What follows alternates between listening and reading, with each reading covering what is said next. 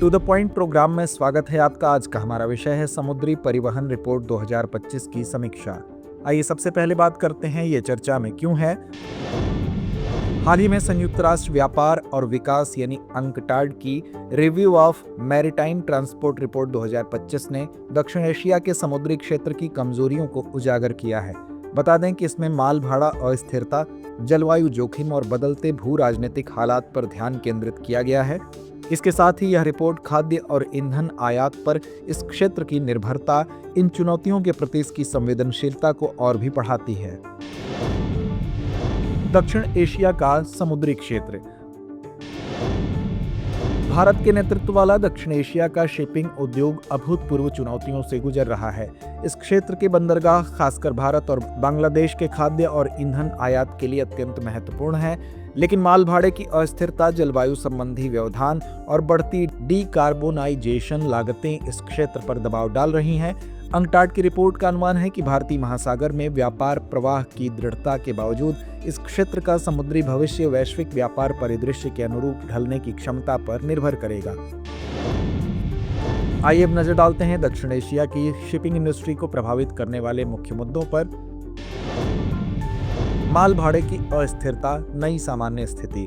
Report में कहा गया है कि माल भाड़ा दरों में उतार चढ़ाव अब दक्षिण एशिया के समुद्री व्यापार के लिए नई सामान्य स्थिति बन गई है। 2024 का लाल सागर संकट और शुल्क युद्धों ने कंटेनर दरों को महामारी के समय के बराबर ऊंचाई पर पहुंचा दिया। बता दें कि भारत पर ऊंची माल भाड़ा दरों का असर पड़ा, लेकिन यह एक ट्रांसशिपमेंट हब के रूप में लाभान्वित भी हुआ, जिससे इसकी कमजोरियां और अवसर दोनों सामने आए। जलवायु जोखिम और व्यवधान। चरम मौसम की घटनाओं और जलवायु जनित बंदरगाह व्यवधानों ने लागत और उत्सर्जन को बढ़ा दिया है। उदाहरण के लिए 2024 में एशिया और कैरेबियाई क्षेत्र में बंदरगाहों का बंद होना आपूर्ति श्रृंखलाओं को बाधित कर गया और जहाजों की टर्नओवर टाइम को धीमा कर गया। डीकार्बोनाइजेशन उपाय। शिपिंग में डीकार्बोनाइजेशन नियमों के लागू होने से ईंधन लागत 80% तक बढ़ सकती है, जिससे भारत और बांग्लादेश जैसे देशों पर बड़ा असर होगा। हालांकि ये नियम भारत के जहाज पुनर्चक्रण उद्योग के लिए अवसर भी ला सकते हैं, खासकर हांगकांग कन्वेंशन के लागू होने के साथ। भू राजनीतिक बदलाव और आपूर्ति श्रृंखला पुनर्संयोजन। भू राजनीतिक अस्थिरता वैश्विक शिपिंग मार्गों को लगातार बदल रही है। आइए नजर डालते हैं आगे की राह पर।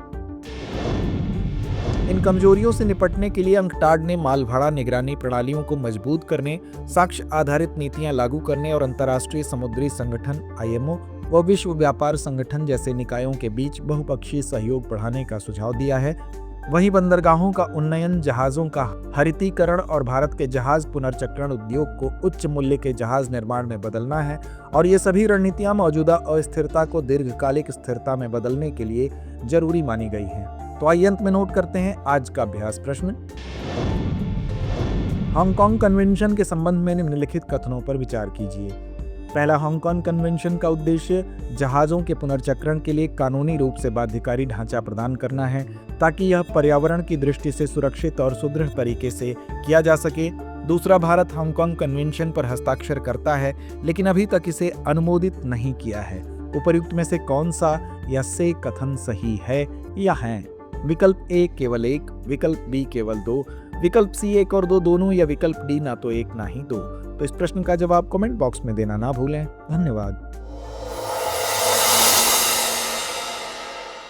अब एग्जाम की तैयारी को और बेहतर करने के लिए हमारे चैनल को लाइक, शेयर और सब्सक्राइब करना ना भूलें।